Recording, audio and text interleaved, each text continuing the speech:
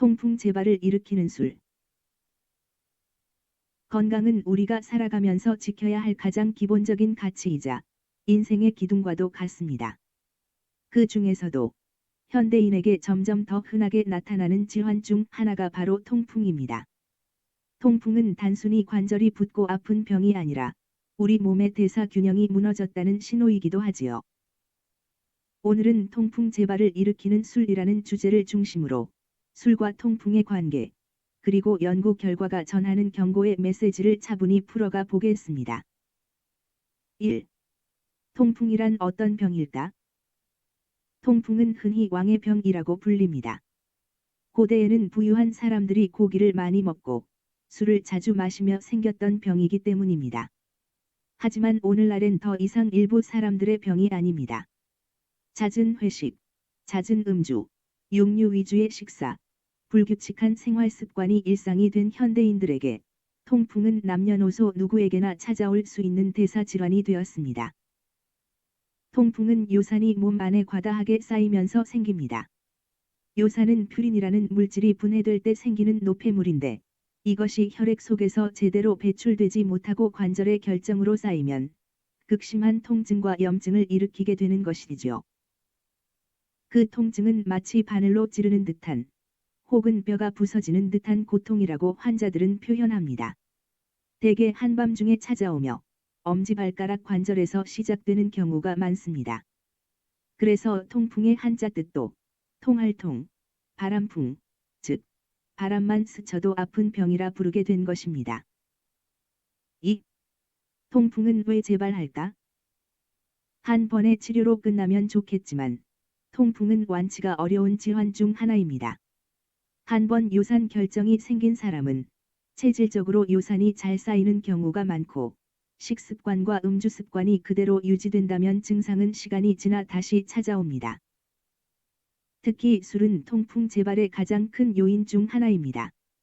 많은 사람들이 조금 마시는 건 괜찮겠지라고 생각하지만 사실 그렇지 않습니다. 최근 연구에 따르면 아주 적은 양의 술이라도 통풍 발작을 유발할 수 있다는 사실이 밝혀졌습니다. 3. 미국 보스턴 대학의 연구 결과. 미국 보스턴 대학의 유칭 장 박사 연구팀은 통풍과 음주의 관계를 정밀하게 분석했습니다.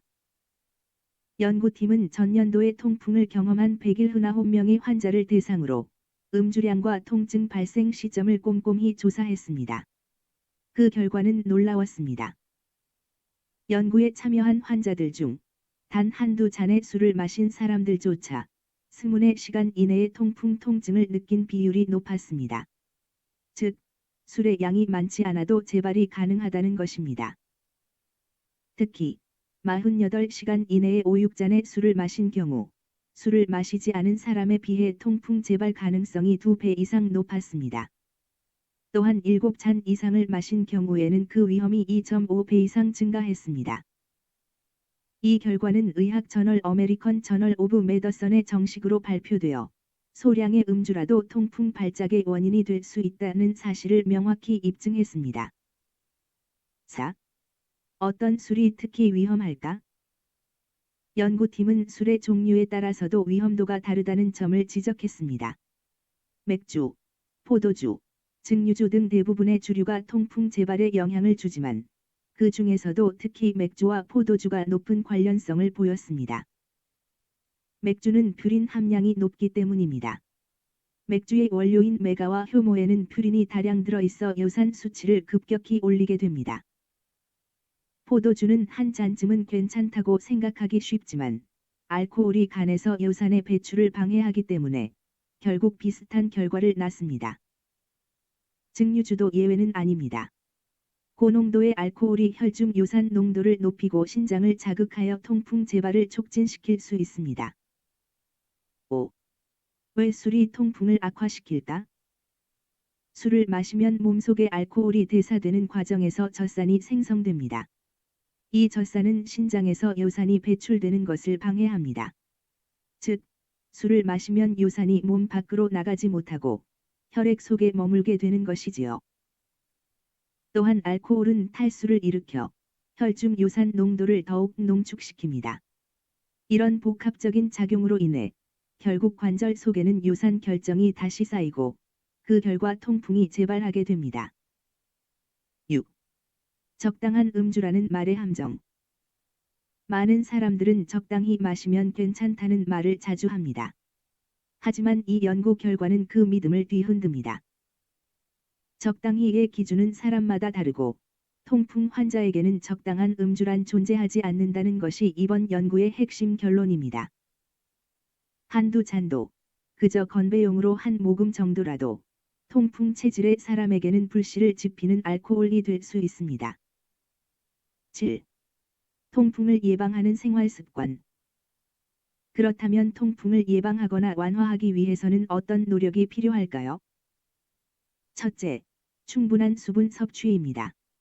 물을 많이 마시면 요산이 소변을 통해 배출되기 쉽습니다. 하루 2리터 이상의 물을 꾸준히 마시는 것이 좋습니다. 둘째, 식습관의 조절입니다. 붉은 고기, 내장류, 해산물, 특히 멸치, 새우, 정어리 등은 퓨린 함량이 높습니다.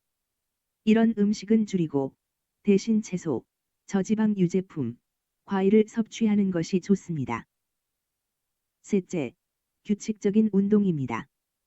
가벼운 유산소 운동은 체중 조절과 대사 개선에 도움을 줍니다. 다만, 과격한 운동은 오히려 요산 수치를 올릴 수 있으니 무리하지 않는 것이 중요합니다. 넷째, 금주입니다. 술을 완전히 끊는 것이 통풍 관리의 핵심입니다. 한 잔쯤은 괜찮겠지라는 생각이 며칠 뒤에 극심한 통증으로 되돌아올 수 있습니다. 8. 의학이 주는 경고의 메시지. 통풍은 단순한 관절염이 아닙니다. 요산 수치가 높다는 것은 우리 몸의 대사 균형이 이미 무너졌다는 뜻이기도 합니다.